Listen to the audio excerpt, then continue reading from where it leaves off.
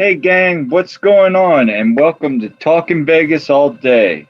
I'm your host KA, and on today's episode, we're going to be discussing the history of the Algiers Hotel in Las Vegas. But before we get started, make sure to hit like, click the subscribe button, and punch that notification bell so you get up-to-date information when I drop new episodes. Also, make sure to check out my podcast, which is available on Apple, Spotify, and other podcasting platforms. And my question for you all today is, what do you remember most about the Algiers? I'd be happy to hear from you, so make sure to comment below. And with that, let's go ahead and get started on today's episode on Talking Vegas All Day with me, KA. Let's go to Vegas, baby. Let's go tonight. Right now. Let's go to Vegas. We'll stay up all night. Let's go to Vegas. Let's get away. The Algiers opened in 1953, and it was a sister property to the Thunderbird Hotel and Casino as a way to deal with the overflow guests to the Thunderbird. This Arabian-themed hotel was built on 3.5 acres of land in northwest corner, located to where today the Riviera and South Las Vegas Boulevard.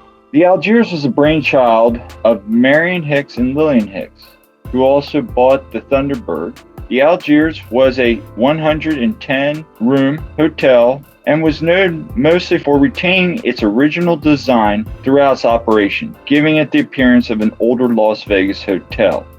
During its run, it was a frequent hangout of the power players in Las Vegas. City Council regularly held their meetings there in the afternoon. Nevada governor at the time, Michael Callahan, stayed and had a room at the Algiers in which bulletproof glass was installed in his room and was left in place afterwards.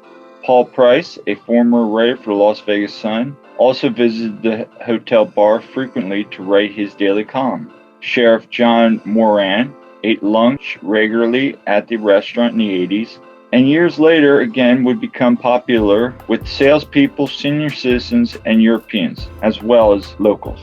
As for the hotel itself, the hotel was mostly made of brick. Its pink and turquoise painted exterior surrounded the swimming pool, palm trees, and parking lot for guests. Inside, features included a gift shop, the candlelight wedding chapel, and a lounge. Palm trees, gazebos are situated around the hotel's pool. It was originally conceived as an extended stay hotel for business people. However, plans were changed prior to the opening and just to be more of a overflow hotel for the Thunderbird. Nevertheless, these rooms were quite large and featured many amenities that guests today would pay for premium prices, such as hotel refrigerators, etc. The interior included chandeliers and wall-mounted Tiffany lamps as well. Outside, the Algiers facade was made of stucco and includes several stores, each one topped by crown-shaped neon lights, similar to the Persian gateways or spires. Each store was separated by a section of vertical polished gold raceways and chasing lights. Located on the opposite end of the facade were neon lights spelling out the hotel's name. This sign can now be available today for your viewing at the Neon Museum. The left side features lettering in rose and ruby colorings, while the right side featured a mailbox sign with the hotel's name on it. This sign was created by Yesco and refurbished later in the 90s by Larson Sign Company. The Algiers was noted for having the appearance similar to older Las Vegas hotels.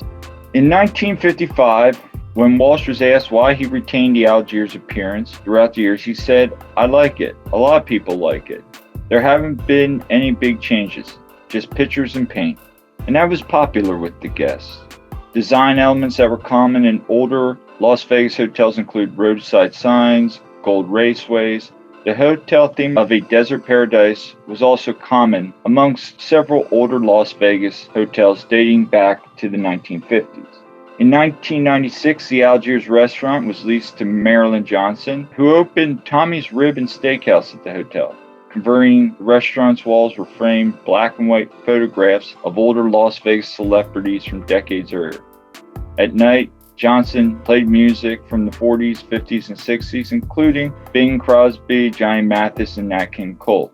Johnson said they liked the old-time atmosphere. It's a pleasant escape for them. According to Johnson, many customers told her the restaurant looked exactly like it did around 1960. A bar, boarded up since '69, was reopened in 1999 to let sunlight in and provide a view of the hotel's courtyard. By 2001, the property was quiet, save the Riviera loomed over the Algiers south side. One would never know standing in its courtyard that the sign that the hotel is on the strip.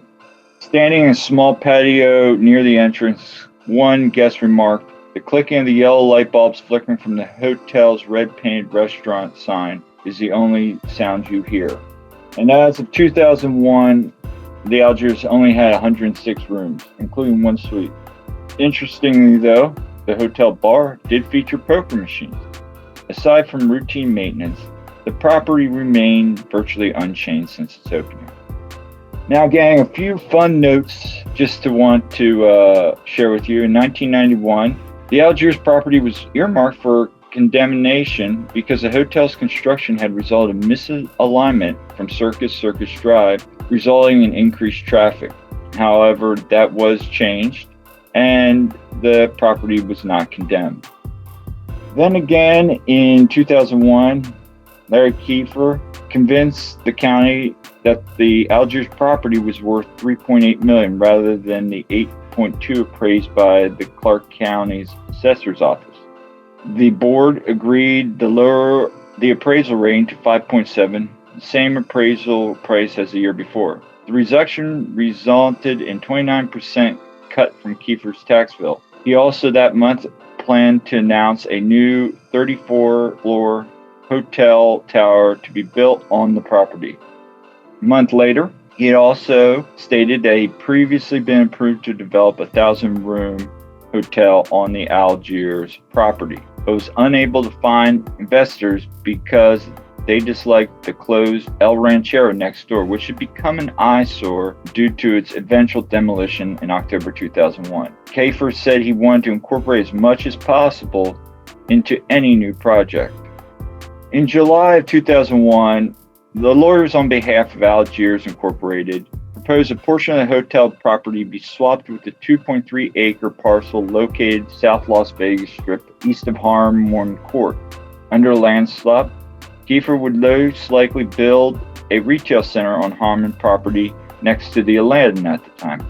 The proposed would allow the county to take control of the Algiers property, allowing for realignment of Circus Drive. So we're in 2001, 10 years later, they're still working on this realignment thing, which I found very interesting. And not a lot was written on it. There was a couple articles, gang, but it's pretty much this is all I could find on it. But I found it very interesting only because I'd like to see some old photos of how that looked compared to nowadays. The Harmon property auction was delayed for 3 months, more time to examine the Algiers proposal. By 2002, the Kent and the land released a report stating that the Algiers land was worth approximately $11.2 million. Upon realignment, the nearby street property would drop to $6.8, according to Kent.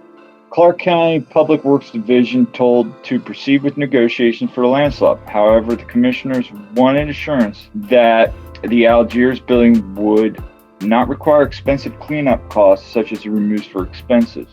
By 2002, the county no longer needed or wanted the realignment, and there was no desire to swap land with the county and the Algiers. The lawyers were told the previous deal with the Algiers had been derailed. And in May of 2004, Kiefer's relaxed that the property was going to be sold to F.W. Shantz, a developer who wanted to demolish the hotel to make room for Crystal Sands condominium towers. At the time of the closure, the hotel had 25 employees and was scheduled to close in August of 2004, in which time, and in the end, it closed on August 31st, 2004. Demolition for the hotel was approved in late September 2004, and the Algiers was torn down and completed demolition was done by March of 2005. After the hotel's closure, the road sign was donated to the Neon Museum, and that is really all that remains of this piece of Las Vegas history today. It is interesting to also note that movies like Leaving Las Vegas and Austin Powers' first movie had signs and featured the Algiers in its movies. I found that really, really interesting. Other than that, I'll tell you how I came about this episode. If you want to hear, J.A. and I were down on our Easter tour. We toured the Neon Museum, and there was a sign just all lit up, beautiful little sign, said the Algiers, and I was like, I want to know more about this place. So hey gang, I hope you enjoyed this episode, and I hope to return here shortly with a new episode. I'm debating on whether to do Castaways, or I might get back to some of the more popular hotels, casinos, and I might do the Stardust. That is one that I've been reading some books on it during this little hiatus of mine, and I've become really, really interested in it. But I'm also really interested in Castaways. So leave a comment below. Let me know what you remember about the Algiers, and also what next episode would you like to see me do. And I hope to see you next time on Talking Vegas All Day with KA. Make sure to hit a like button on the way out, click subscribe, and you can follow me on Instagram, Facebook, and Twitter. Follow my podcast on Apple and Spotify. And we'll see you next time on Talking Vegas All Day with KA.